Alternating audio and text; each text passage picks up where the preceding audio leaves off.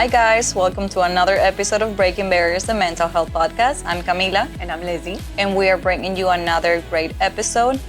We actually had a very important power couple that their story is so strong that we had to create 2 episodes out of this. That's right. And on this particular episode, we're going to be listening to Ed Boateng, and he's going to be discussing loss, the grieving process, and really touching on men and how men grieve, which I think is such an important topic. So I just want to touch on something, Ed, that you just brought up. Of course, if you feel comfortable discussing it. You said that your son passed. Yes. And I know just from knowing you personally that was sudden and tragic and absolutely horrible. And I also know that men typically don't really talk about going through hard times or talk about depression and things like that. It's kind of not the norm with men, right? Women, we're a little more vocal, you know, for having a really hard time. We talk about those things. So I feel like you can be a voice maybe for some men right now listening to this podcast that are having a hard time going through their own, you know, depression or going through their own loss. Can you touch on that? Yes, definitely. First, yes, with men, we kind of get that, but it's really cultural for us. Those who are in the Caribbean, my mom's from Ghana, you know, my godfather and them from Jamaica. So that's kind of something you don't really talk much about. And when you do try to talk about it, they look, you know, oh, what's for dinner? You know, They ignore it completely. they don't know how to They stray away, right? internalize it and basically articulate it out to everyone. So one of the good things that I've always done is that I know that I don't know everything, and I never thought I did. So when people suggested therapy and things of that nature, I was all for it. Were you? Yes, because at this point in time, you know, you're standing there looking at God, saying, "What's going on? Why did this happen?" You know, I Proverbs 3:5-6. My son K, he wore this, and you know, it's lead not into your own understanding. It's kind of like that. That's basically what it says. As much as we want to try to understand what has happened, God ain't gonna tell us. He's just not going to tell us as much as we want to. And for me, you know, it's deja vu for me. I lost my very first wife, Caleb's mom, in a head-on collision in Homestead, and he was the only survivor. Years later, 12 years after that, then I meet my wife, Alicia. And here he is at just turning 21, not too far off. Now he's gone. So there's a part of me that is no longer exists in the earth itself, but I know that they're there. So I definitely choose my words very carefully when I speak to people. My delivery is not the best. My wife tells me that all the time. And I always say the delivery is one thing, but you also have to pay attention to the intent. What am I intending when I'm saying what I say? You hear it one way, but here's what I'm saying. Can you filter through that to get to what I'm saying? And that's where Caleb and I, we always were able to talk a lot about that. It was him and I for a long time. You know, give a lot of grace to my mother, to my wife, to my friends, family, everyone. This was the biggest shock to everyone. Caleb got into it's still a shock. School, Harvard, you know, not only just athletic, academic. Okay. And he had over 40 offers. With what actually happened, schools. You know, he was in the Cambridge program at Fort Lauderdale High School. He actually was at VSY, which was a Montessori school in Fort Lauderdale as elementary.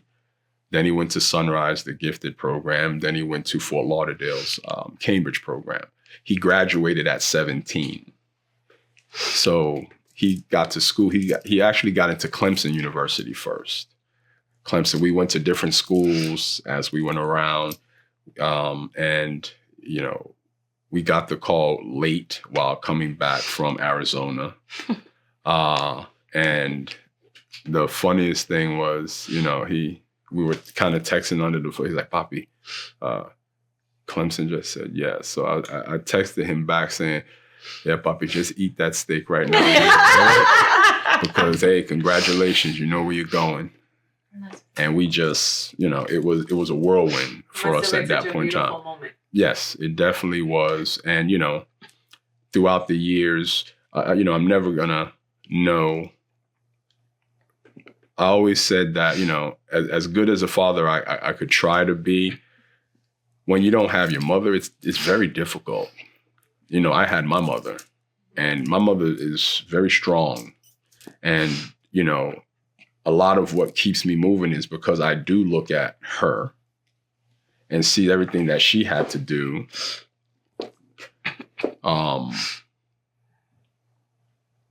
To get through everything. She had her own business, Hats by Mercy. We left Brooklyn, Manhattan, with her. In Brooklyn, business was in Manhattan, but we left with my godmother, Yolanda and Blanca, and we all came to South Florida back in 84. So, you know, my mom is a very big inspiration, especially when we're looking at the different segments of how we do cups, the Black excellence, that will be there. The Latin excellence, all the things that we have kind of thought about is a representation of who we are, because Absolutely. We're going to pull from our families. We'll pull from everything that we have. And, you know, Caleb was a very intricate part in just a father-son relationship. He's the first person to make me a father. First person. And, you know, I always told him when he was younger, you know, if you ever feel alone, I'll sit with you in the dark. All of my friends know that about me. And when, you know, when they see that you're hurting and things of that nature, you know, they pray for our family all the time. They pray for us all the time. And they pray that our minds are good and as good as they're going to be. And so with that, kind of bringing it back around, the therapy is golden. I was doing therapy then. The therapist, we were in Kendall back then. The therapist passed away. Wow. So when we got to our next therapy session, the new therapist there called Caleb and I by the wrong names. So we looked at each other and laughed. And it's like, I'll be ready to go. Let's go. Right. And then we walked out. You know, they're like, oh, is anything wrong? Yeah. When you guys ask for Hernandez, they'll come, but it's not us, you know. So you were going to therapy together? Yes. He was doing child therapy because he, all of this happened when he was 6. Wow. 5. Oh my God. The loss of his mom. Right? Correct. So, that's why I say it's deja vu for me. And the therapy was working then. It got stalled because of the therapist passing and everything that happened. And then now we're here. If it was working then, I'm hoping and praying to God that it works now. It's kind of like marriages, right? If you have a good marriage and something happens to get married again, maybe something you'd want to do. If you didn't have a good one, maybe you don't necessarily. Well, I had a good therapist. Therefore, looking to get another one, it's not easy. You're going to expose so much of your vulnerability. Sure. And that's you just really talking about how you feel, right? So now we have, you know, my mother's in therapy. Alicia and I were in therapy. She does one, I do one, we do one together. Our youngest one is in therapy. My mom is in therapy. My sister and my brother-in-law, Javon, he's in therapy. So as a family, we're all doing that. So when I speak to other men, because I deal with a lot of my frat brothers and things like that. Their support is amazing, and I know it comes from God, because they said, we love you. We're here for you. And that's because they know that, damn, how does this happen? Like, when is enough going to be enough? And that was just with the second one. Then my mother-in-law passes. 3 months, right? Yeah. From the time that your February, son March, passes, April, May. then 3 months coming up. And then having to digest that. It wasn't being digested. It's just, I stay steadfast and we will figure out what we have to do. And it's unfortunate because, I've told people many a times, I've told a therapist, and I'll tell other men this as well too. I put it on Facebook a lot, is that, unfortunately, we have to grieve on the run. We grieve on the run. Sometimes you got to go in and cry, and then I have to go up there and talk to people about houses, or I have to sit in a meeting and really talk about things that are going to affect them. And we do that all the time. And I also want to make mention the importance of resilience. They always say that, of course, women are very resilient, children are very resilient, but I think us as a married couple, we balance each other off in the sense that I may feel resilient one day and he may feel resilient one. And I have a quick story to say to that. I had been wanting to go on a local TV show for a really long time. And I'd been reaching out to the producers and nothing. They would never answer me. I mean, I would contact them through every possible platform that I could possibly can. Finally, last year, they said, yes, we'll have you on the show. And it was just in time for the Latina collection to be released. So it was perfect timing. And then everything happens with Caleb. And I had it scheduled for February 16th. And I said, there's absolutely no way that I can do this because I'm in the middle of planning everything.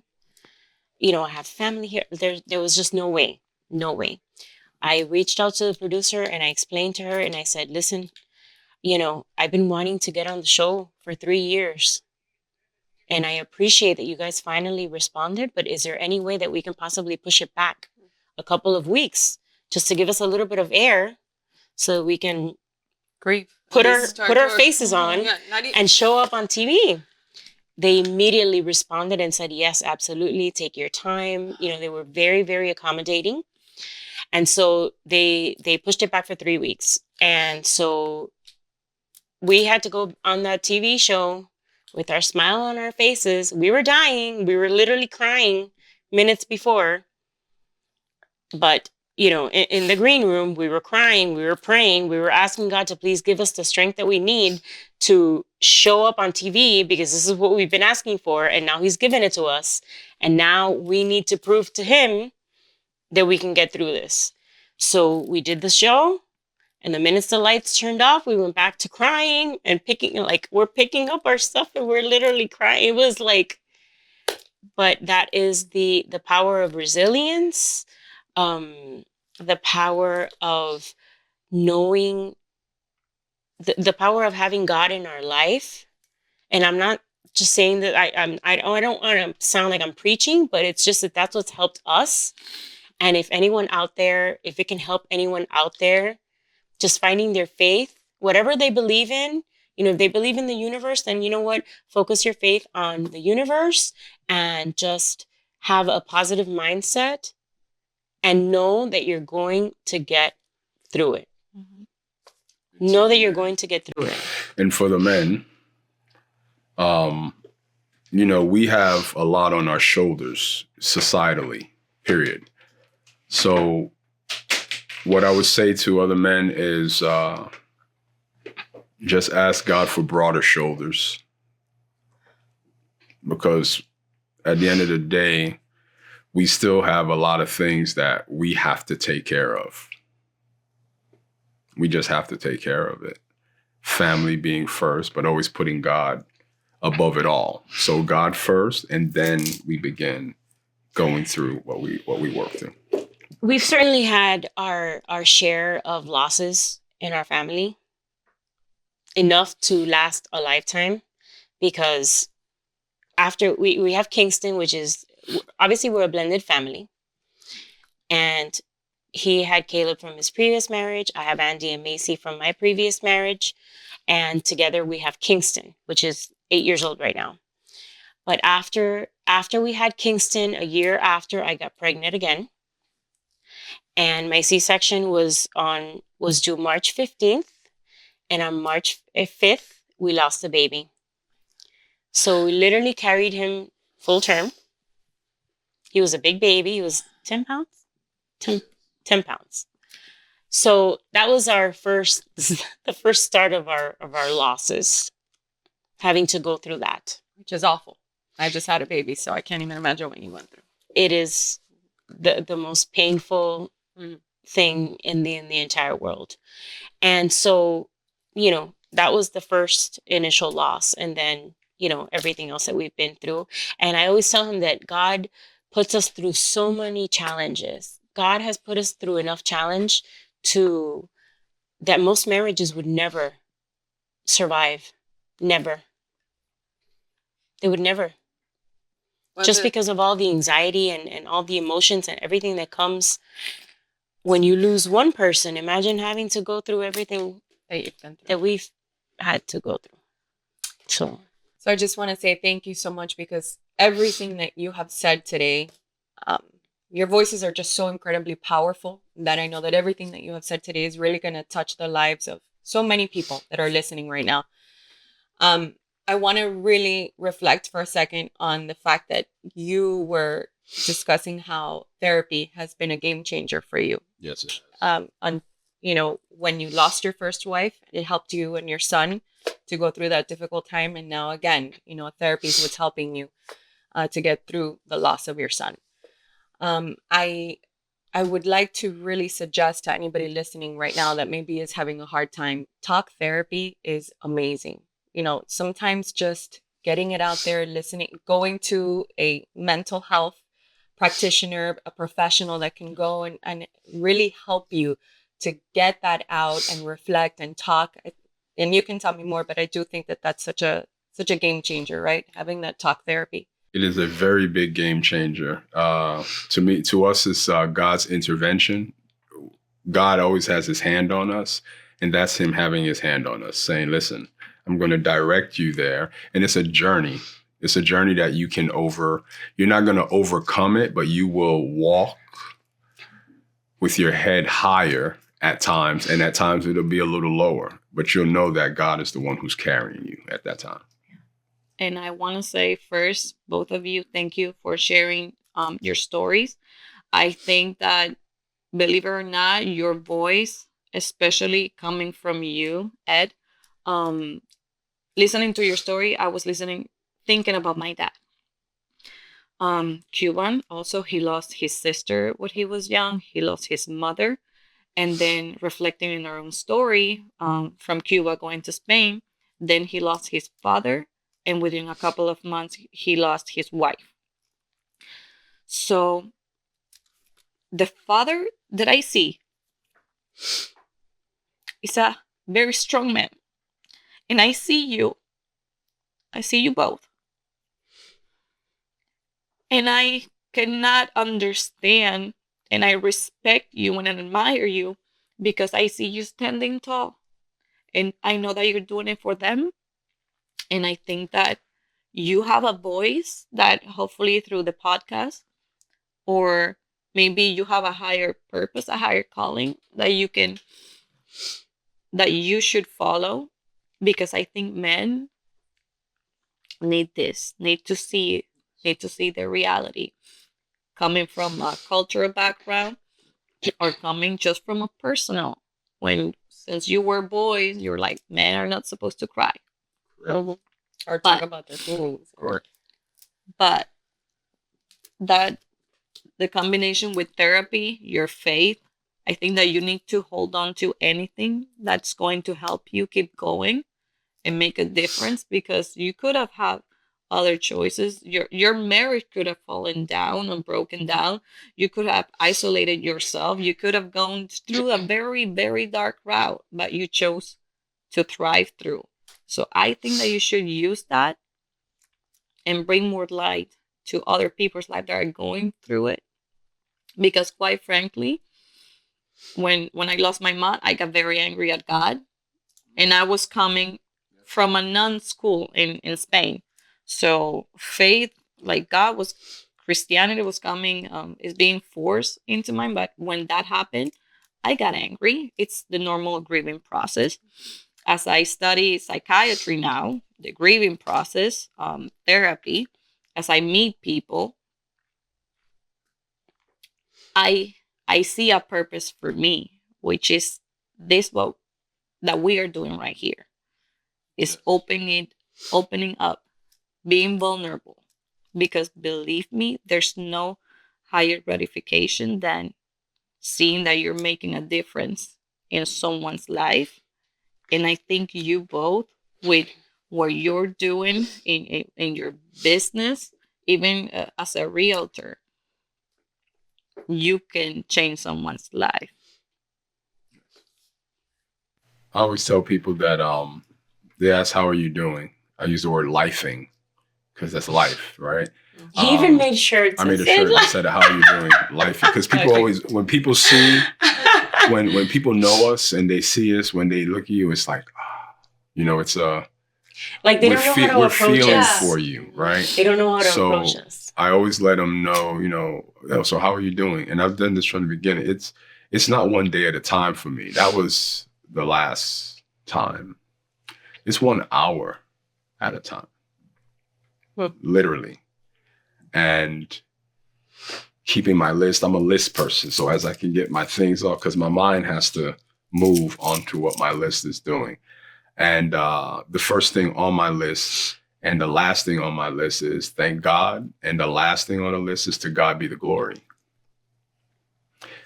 I have had that for easily 20 years now. Wow. So that's what I definitely have to say to those who are listening today, and especially men, that there's help there. And there's no shame. You have to. There's no shame in going to shot. get cut. Yeah. There's no shame. You're not less of a person because you're seeking help. And it's okay if a medication is needed or not. We just need to find those healthy coping mechanisms, because at some point you mentioned something that it made me think that maybe you were disassociating yourself from your own body.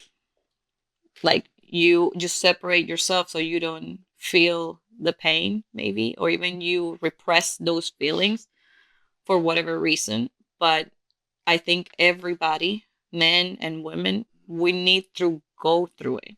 We need to be able to feel the pain. That's why I say grieving on the run. Mm-hmm. That's what we do. Anyone who has lost someone, there's times things may trigger you, mm-hmm. and you're in the middle of doing certain things. You're on the run mm-hmm. at that point in time. Something you got to go to. I've done it many times. I've pulled over at Wawa, at racetrack, in the office, and have to just literally in the car cry, wash my face, and I have to. All right, God, let's go. Well, and now I have to get back to it. And now after that, then I'm able to break down a little bit more and get myself back to But our son, Kingston, the kids, my mom, my wife, I do focus in on that as well. For everyone, men and women, there's a piece that you have to continue to work to find, and sometimes you get it and then it goes away. Mm-hmm. And then when it goes away, you have to sit back and ask God to just continue to guide you. Yeah. Right. I always say that, God, please guide me. Mm-hmm. No, shit certainly does. Yeah. Well, I want to thank you guys. I want to thank you for sharing so much information, important information that's really going to help so many people listening right now. Your voices are so powerful. And I mean that literally because you've got that deep voice. But and figuratively, I mean, you guys are just so uplifting, and despite everything, the challenges that you have faced, to get up every single day, move forward, put your best face, right? Your best foot forward, and you keep going, and you're working hard at your business, and you're wildly successful at your branding business, at your mug business, at your real estate. I mean, it's like, my God, you're an amazing... We do insurance too as well. Oh, insurance too. I mean, you're just this incredible power couple. And I know that my takeaway, because we love to give a takeaway for everybody listening. But me personally, I thought I was a person of faith. Clearly, I need to step up my game, because I see everything that you have been through, and still every single day you're so grateful. And I feel like you've taught me I need to be more grateful. I need to really start my day every day, thank you, God, and end every day with thank you, God. So thank you for teaching me personally. I know you two as well. We're a hot mess right now, but it's okay. But honestly, I just think your message is incredible, and I want to thank you for your time. Thank you for having us. Thank you for having us. And for me, I think I'm going to try to be the best psychiatry, mental health nurse practitioner that I can. And hopefully I can help guide people, amazing people like you and others, even myself, my friends, my family, to make it, just to go through, to click, to help, and I don't know, make a difference in someone's life, which I think that you guys are making a difference. Thank you. Thank you again for those of you that tuned in to today's episode with Ed Boateng, as he discussed grieving, loss, particularly how men grieve, which is something that you don't typically hear about, because men don't talk about their feelings, about their emotions quite as much as we do, right? Yes, and I know that it was a very heavy topic, and you probably felt it and you grieved through it, just like we did when we were listening to that story. And because you lost your mom at a very young age, I lost my father, so it really did touch us personally. It resonated really, really well. It brought those memories back, and it's not easy. Even after years have passed by, we're still dealing with that loss, because that person is not here anymore. And we just keep on living, like he said. And it's interesting how when you're grieving loss, right, you have those stages of grief. You have denial, you have anger, you have that bargaining. If I would have done this, maybe that person would still be around. You have depression and then acceptance. Personally, I know that I didn't accept my father's passing until a year later. I remember being at work, and I got a phone call. I picked up the phone, and I said to myself, oh my God, I will never, ever again hear my father's voice. It was at that moment, a year later, that I actually accepted his passing. Yeah. For me, I guess I need a little bit of more closure, because I remember when my grandfather died, I saw him, I saw his body. So I made peace with it. But for my mom, I refused to see her. And I regret that. That's my only thing, because for me, it would have felt even more real when you see it. Okay, this is the reality. And then that would have helped me to move on maybe sooner. Yeah. I know, it's incredible. And we grieve, for those of you that are dealing with grief right now, that are dealing with loss, first of all, Ed mentioned two things that I think are so incredibly important. He talked about therapy. See someone, go to a mental health practitioner, professional that can help you get through this. Or through your community, through your family and friends. That can be your biggest support. And I know that we said that we will be leaving different resources, community resources, on the description box on the bottom. And the other thing was, he touched on faith. Yeah. For me, I got angry at God at first. Now I'm, making it up for it. I'm getting my relationship with him back. But at the moment, of course, the first thing is you get angry, and then you go through that grieving process until you find comfort in him again. Thank you guys again for having joined us on another episode of Breaking Barriers, the Mental Health Podcast. Please Please follow us on social media, engage with us, tell us, give us your feedback.